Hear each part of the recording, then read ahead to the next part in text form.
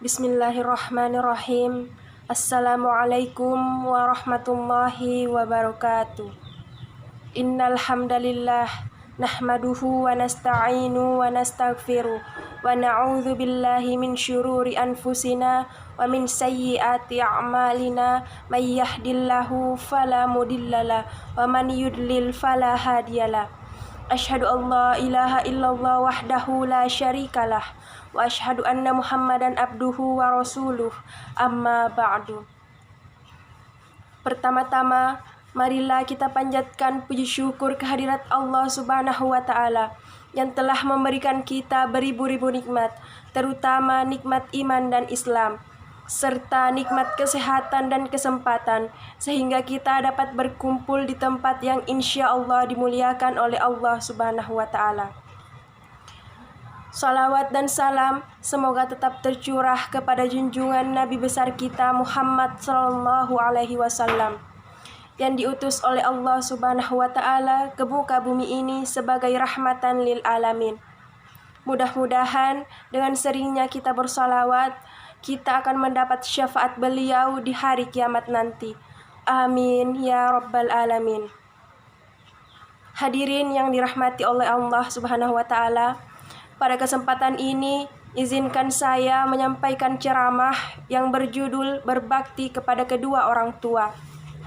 Kewajiban seseorang setelah beriman kepada Allah Subhanahu wa Ta'ala dan Rasul-Nya adalah berbakti kepada kedua orang tua.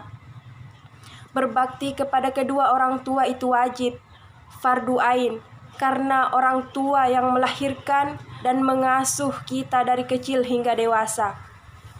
Bahkan orang tua yang mengajarkan dan membimbing kita tentang agama dan akhlak, sehingga kita bisa diterima oleh masyarakat. Kalau kita benar-benar tulus menyayangi dan mencintai orang tua, serta menempatkan kepentingan orang tua di atas kepentingan sendiri, insya Allah jalan hidup kita menjadi lancar, banyak berkah, dan penuh kebahagiaan dalam ridha Allah Subhanahu wa Ta'ala.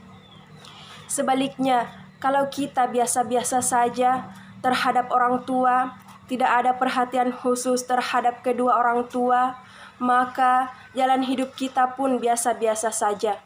Orang tua kita adalah wakil Allah Subhanahu wa Ta'ala di bumi ini.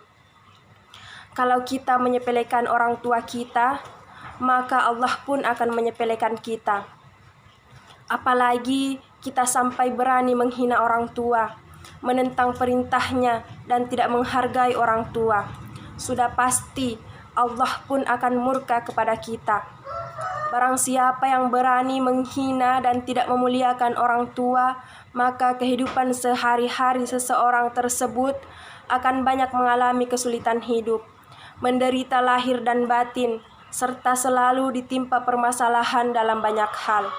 Allah Subhanahu wa Ta'ala berfirman di dalam surah Al-Isra ayat 23. A'udzu billahi minasyaitonir rajim.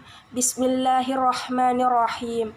Wa qada rabbuka alla ta'budu illa iyyahu wa bil walidaini ihsana. Imma yablughanna 'indakal kibara ahaduhuma aw kilahuma fala taqul lahumā uffin wala tanharhuma wa kullahuma qaulan karima. Dan Tuhanmu telah memerintahkan agar kamu jangan menyembah selain Dia, dan hendaklah berbuat baik kepada ibu bapa. Jika salah seorang di antara keduanya atau kedua-duanya sampai berusia lanjut dalam pemeliharaanmu, maka sekali-kali janganlah kamu mengatakan kepada keduanya perkataan dan janganlah kamu membentak keduanya, dan ucapkanlah kepada keduanya perkataan yang baik. Quran Surah Al-Isra ayat 23. Hadirin yang dirahmati oleh Allah Subhanahu wa Ta'ala, begitulah Al-Quran menggambarkan tentang bagaimana manusia harus berbakti kepada kedua orang tua, karena memang sudah sepantasnya dan seharusnya bagi seorang anak untuk berbuat baik kepada kedua orang tuanya. Yang demikian itu karena betapa besar jasa kedua orang tua kepada sang anak, dan bahkan ridho dan kemurkaan Allah terletak pada ridho dan kemurkaan kedua orang tua. Rasulullah Shallallahu Alaihi Wasallam bersabda, ridallahi fi ridal walidain, wa suhtullahi fi suhtil walidain.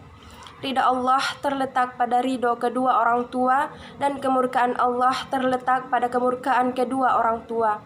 Hadis riwayat Tirmidzi. Al-Quran juga menyinggung bagaimana pengorbanan orang tua terhadap anaknya ketika sang anak masih dalam kandungan. Betapa susah dan payahnya sang ibu dalam menjaga kandungannya, agar sang anak terlahir dengan sehat dan sempurna. Bagaimana sakitnya derita yang ditanggung sang ibu ketika menanti detik-detik kelahiran. Dia berjuang sekuat tenaga antara hidup dan mati demi si buah hati. Dan seberapa banyak keringat yang dikeluarkan sang ayah untuk membahagiakan sang anak yang nantinya akan menjadi pelita kehidupan mereka. Kata-kata lelah tidak pernah terucap dari bibir sang ayah tatkala melihat senyum bahagia dari bibir mungil si buah hati. Maka dengan tegas Allah Subhanahu wa Ta'ala memerintahkan dalam Al-Quran surah Luqman ayat 14. A'udzu billahi minasyaitonir rajim. Bismillahirrahmanirrahim. Wa wassaynal insana biwalidayhi hamalathu ummuhu wahnan ala wahnin wa fisaluhu fi amaini anishkur li wa liwalidayka wa ilayyal masir. Dan kami perintahkan kepada manusia agar berbuat baik kepada kedua orang tuanya. Ibunya telah mengandungnya dalam keadaan lemah yang bertambah-tambah dan menyapihnya dalam usia 2 tahun. Bersyukurlah kepada aku dan kepada kedua orang tuamu. Hanya kepada aku kembalimu. Quran Surah Luqman ayat 14. Hadirin yang dirahmati oleh Allah, Al-Quran adalah kitab pegangan umat Islam yang sempurna. Semua hal-hal yang berhubungan dengan kehidupan ini tercantum dalam kitab yang mulia itu.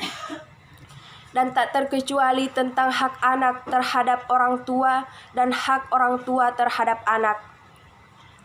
Demikian secarik dakwah yang bisa saya sampaikan. Semoga bermanfaat bagi kita semua. Mohon maaf atas segala kesalahan, karena kesalahan datangnya dari setan dan dari diri saya pribadi.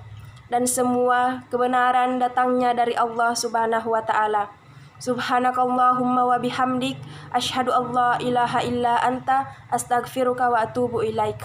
Wassalamualaikum warahmatullahi wabarakatuh.